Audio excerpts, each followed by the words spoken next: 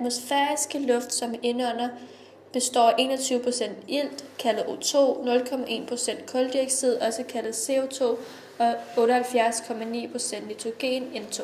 Denne luft kommer ind gennem mundhulen og næsehulen. Herfra arbejder luften sig ned gennem luftrøret, som opretholdt af brusringen. Disse brusringe er med til at sikre, at luftrøret ikke kollapser. For enden deler luftrøret sig i 2 rør, der kaldes bronkier. Disse 2 dele ender i hver sin lunge. Bronkierne forgrener sig yderligere til bronchioler. Dette sker ude i lungerne. Her fordeles de videre til druelignende klaser af alveoler. På hver alveole sidder der alveolesække. Nede i de mikroskopiske alveolesække diffunderer ilten over i blodbanen, hvor der samtidig frigives CO2 fra blodet. Kroppens gassammensætning består af 15% O2 ilt, 5% CO2 og 99,9% N2. Atmosfærisk luft kommer ned i alveolerne, er gassammensætning 21% O2, 0,1% CO2 og 78,9% N2. Og da kroppen ønsker en balance mellem disse sammensætninger, diffunderes noget den O2 fra den atmosfæriske luft over i blodbanen, mens luften modtager store dele af CO2'en. Lungerne er placeret i brysthulen. Der er 2 hinder, som sørger for, at lungerne sidder fast på mellemgulvet og ribbenene. Den ydre hinde sidder fast på indersiden af ribbenene og mellemgulvet, og den indre lungehinde sidder fast rundt om lungerne. Mellem de 2 hinder er der væske. Væsken gør, at de 2 lungehinder ikke klipper sammen, og at lungen ikke kollapser. Ud til resten af kroppen. Når blodet har været rundt i kroppen, bliver det transporteret tilbage til hjertet og iltet. Det afiltede blod kommer ind gennem øvre og nedre vene. Derefter pumpes det afiltede blod op mod lungerne, hvor blodet bliver iltet endnu en gang. Når blodet bliver pumpet fra hjertet og op mod lungerne, kommer det igennem det lille kredsløb. Her har blodet et O2-indhold på ca. 5%, mens lungerne har et indhold, som er på ca. 21%. Kroppen vil gerne have en større balance, og da lungerne har større indhold af O2, vil noget af O2'en diffundere over i blodet, altså skabe større balance. Herfra føres blodet tilbage til venstre forkammer, hvor det bliver pumpet ud til venstre hjertekammer. Derfra ud i kroppen via aorta. Hovedpulsåren løber foran ryggraden ned til bækkenet. Undervejs løber flere sidegrene fra, så der føres blod til hovedet. Armene, leveren, nyrer, maven osv. Indtil aorta forgrener sig i de store arterier, der fører ud i benene.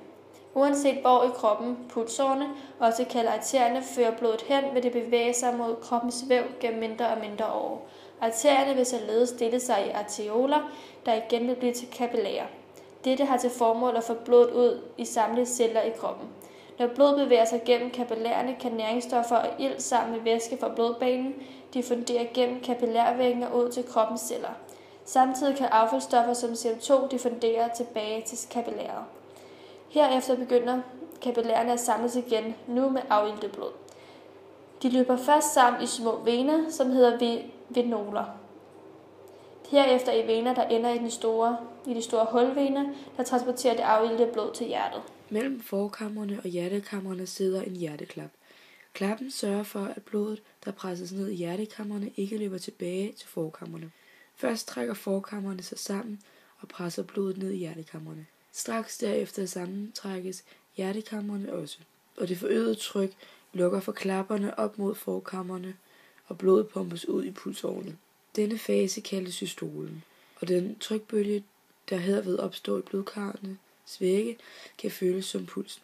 For eksempel kan man mærke den i håndleddet og på halsen under kæberundingen. Denne trykbølge kan måles, og det er en del af blodtrykket. Efter sammentrækningen slapper hjertemuskulaturen af. På den måde fyldes hjertet med blod fra venerne igen. Hjerteklapperne mod aorta og lungepulsåren er lukket, mens klapperne mellem forkammer og hjertekammerne er åbne. Så blodet strømmer fra kroppen og lungerne ind i både forkammerne og hjertekammerne. Denne fase kaldes diastolen. I højre forkammer sidder sinusknuden, der består af et specialiseret bund af nerveceller. Denne knude sender signaler ud til forkammerne om at skulle trække sig sammen på bestemte tidspunkter, hvilket aktiverer hjertet. Nede ved højre hjerteklap bliver dette signal stoppet, hvilket gør, at det kun er forkammerne, der bliver aktiveret. Mellem højre og venstre forkammer sidder en AV-knude. AV-knuden er en forsinkelsesmekanisme, der forsinker sammentrækninger af højre og venstre hjertekammer. På den måde får hjertet en rytme. Hvis der ikke var denne forsinkelse, ville blodet kun flyde fra forkammer til hjertekammer og tilbage igen. Dette ville betyde, at blodet ikke vil cirkuleres rundt i hjertet, som det gør med denne AV-knude forsinkelse. Pulsen ligger normalt på 60-80 slag i minuttet.